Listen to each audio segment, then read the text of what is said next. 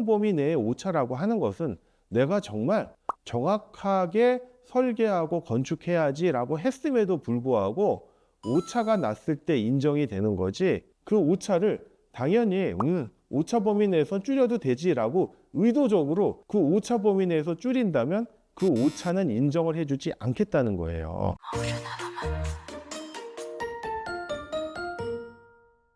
안녕하세요. 신탁의 신 오상민 변호사입니다. 이번 영상은요, 건분법 사업장의 설계 변경, 수분양자 전원의 동의를 받아야 하는가라는 점에 대해서 설명드리도록 하겠습니다. 제가 최근에 상담을 하고요, 소송까지 진행하고 있는 사건인데요. 아직 구체적인 결과는 나오진 않았습니다. 그런데 의미가 있는 사건이라고 생각돼서 한번 설명을 드리도록 하겠습니다. 해당 건축물은요, 건축물의 분양에 관한 법률, 일명 이제 건분법이라고 하죠. 건분법이 적용되는 사업장인데요. 층고 감소가 일어났습니다. 그런데 분양자인 부동산 신탁회사가 해당 층고 감소가 중대한 설계 변경이 아니고 경미한 설계 변경이라고 판단을 해서요, 수분양자 전원의 동의를 받지 않고 수분양자에게 통지만 하는 것으로 완료를 하고 설계 변경 및 건물을 신축을 완료했던 겁니다. 그런데 수분양자들이 분양계약을 해제하고 싶었는데 딱히 해제할 만한 근거를 찾지 못하다가 이 층고 감소에 따른 설계 변경이 수분양자 전원의 동의를 받지 않았다라는 점을 발견하고는요, 집단으로 분양계약 해제 소송을 제기했던 건입니다. 여러분, 건분법에 의하면요, 중대한 설계 변경은 수분양자 전원의 동의를 받는 것이 맞습니다. 그런데 모든 설계 변경을 다 수분양자 전원의 동의를 받으라고 하면 안 되잖아요. 그렇기 때문에 경미한 설계 변경의 경우에는 수분양자 전원의 동의를 받지 않고 통지만 하는 것으로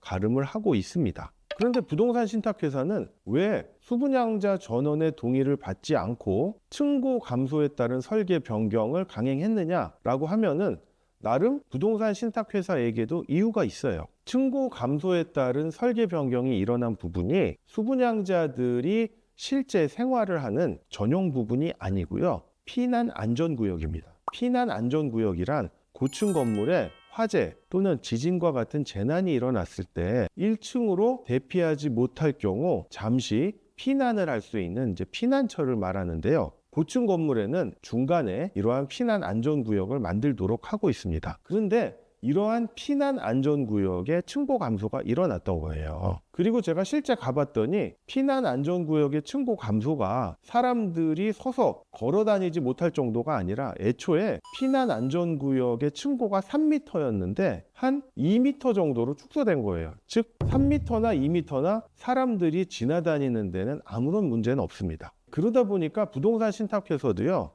이게 수분양자들이 실제 생활을 하는 전용 부분에서 층고 감소가 일어난 것도 아니고 피난 안전구역의 층고 감소가 일어난 거고, 그 층고 감소도 기존의 사람들이 서서 다닐 수 있었는데 쭈그리고 다닐 정도로 층고 감소가 일어난 것도 아니고 여전히 사람들이 서서 지나다니는 데는 아무런 문제가 없을 정도의 층고 감소였기 때문에 수분양자 전원의 동의를 받지 않고 층고 감소에 따른 설계 변경을 진행하고 그에 따른 건물을 건축했던 것입니다. 여러분들, 그러면 건분법상의 관련 법령을 한번 살펴볼게요. 지금 도표로 올라가고 있는데 건분법 제7조 1항은요, 분양사업자는 분양한 건축물에 대하여 사용 승인 전에 건축물의 면적 또는 층수의 증감 등 분양받은 자의 이해관계에 중대한 영향을 줄 수 있는 설계 변경으로서 대통령령으로 정하는 설계 변경을 하려는 경우에는 분양받은 자 전원의 동의를 받아야 한다라고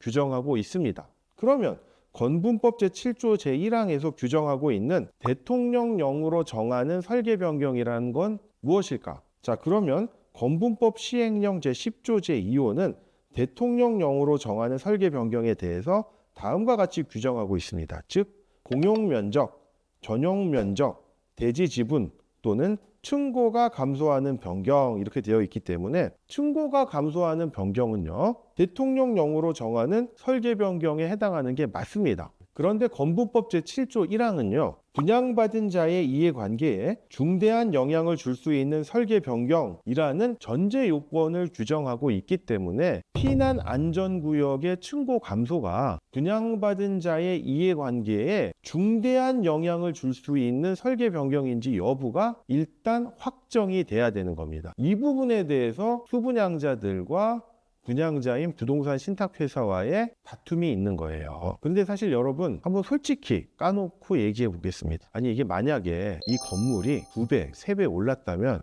이 수분양자들이 이러한 점을 이유로 분양계약을 해제했을까요? 그건 아니겠죠. 물론 그렇다고 수분양자들을 비난하려는 것은 아닙니다. 법령 또는 약정에서 정한 해제 사유를 주장하는 것 또한 당연한 수분양자의 권리입니다. 그렇기 때문에 결국 건부법 제7조 1항의 해석이 어떻게 될지가 이 사건에서 가장 중요한 쟁점인데요. 이 부분에 대해서 국토교통부는 이미 유권 해석을 내렸습니다.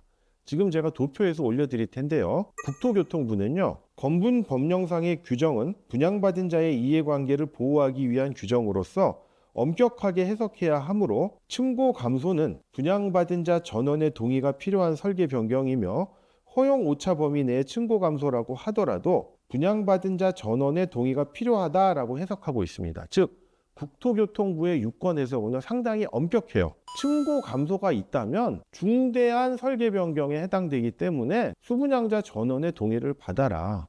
설령 그 층고 감소가 건분법에서 정한 허용 범위 내의 오차라고 하더라도 수분양자 전원의 동의를 받으라는 겁니다. 왜 국토교통부는 이렇게 엄격하게 유권 해석을 내렸을까요? 여러분, 이게 사람이 하는 일이다 보니까요. 아무리 정확하게 설계를 하고 건축을 한다 하더라도요. 어쩔 수 없는 오차는 있어요. 그렇기 때문에 건분법뿐만 아니라 건축법이라든지 주택법에도요. 허용 범위 내의 오차는 어쩔 수 없는 것으로 규정하고 있습니다. 그런데 허용 범위 내의 오차라고 하는 것은 내가 정말 정확하게 설계하고 건축해야지라고 했음에도 불구하고 오차가 났을 때 인정이 되는 거지 그 오차를 당연히 오차 범위 내에서 줄여도 되지라고 의도적으로 그 오차 범위 내에서 줄인다면 그 오차는 인정을 해주지 않겠다는 거예요. 예를 들어서 플러스 마이너스 5% 이내의 오차가 법령상 허용된다라고 가정을 해볼게요. 그러면 분양자인 부동산 신탁회사가 수분양자한테 100제곱미터의 전용 면적을 공급하기로 약정을 했습니다. 그러면 100제곱미터를 정확하게 설계를 해서 건축을 해가지고 전용 부분을 공급하는 게 맞잖아요. 그런데 사람이 하는 일이다 보니까 어쩔 수 없이 오차가 났고 95제곱미터밖에 안 되는 거예요. 이런 거는 어쩔 수 없어요. 면적이 줄었다 하더라도 어쩔 수 없습니다.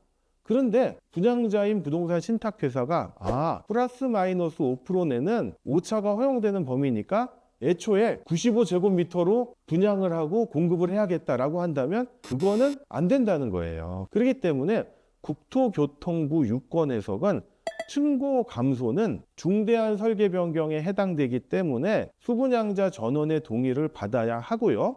그리고 분양자인 부동산 신탁회사가 의도적으로 층고를 감소했기 때문에 허용 범위 내의 오차 주장도 할 수 없다라고 매우 엄격하게 유권 해석을 내리고 있는 것입니다. 그렇다면 이 사건의 경우 국토교통부 유권 해석에 따라서 피난 안전구역의 층고 감소가 수분양자 전원의 동의를 받아야 되는 사안인가 라는 점에 대해서는 다음과 같이 부동산 신탁회사의 반론이 있습니다. 첫째, 국토교통부의 유권 해석은요. 사법부의 최종 판단이 아니기 때문에 사법부의 판단을 구속하지 않고요. 사법부의 판단으로 얼마든지 뒤바뀌거나 변경될 수 있습니다. 실제로 국토교통부와 같은 정부기관의 유권 해석이 법원의 판단에 의해서 뒤집어지는 사례가 많기 때문입니다. 둘째로 국토교통부의 유권 해석은 실제로 수분양자가 사용하는 전용 부분에 대해서 층고 감소가 일어났다는 점입니다. 즉, 이 사건과 같이 실제 수분양자들이 사용하지 않는 피난 안전구역에 대해서 층고 감소가 일어났던 사안은 아닙니다.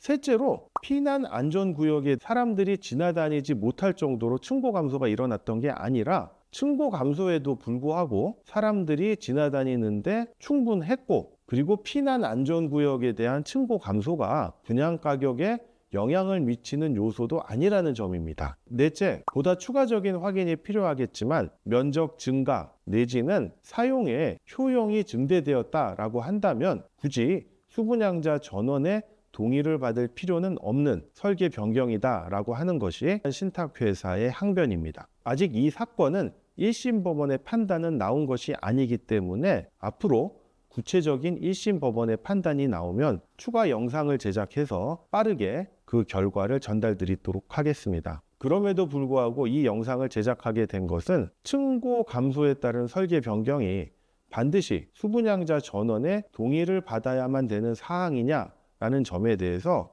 부동산 신탁회사의 항변이 나름 의미가 있고 수분양자 입장에서도 한번 확인을 해야 될 필요가 있다는 점에서 본 영상을 급히 제작하게 되었습니다. 본 영상이 도움이 되셨다면 구독과 좋아요 부탁드립니다. 감사합니다.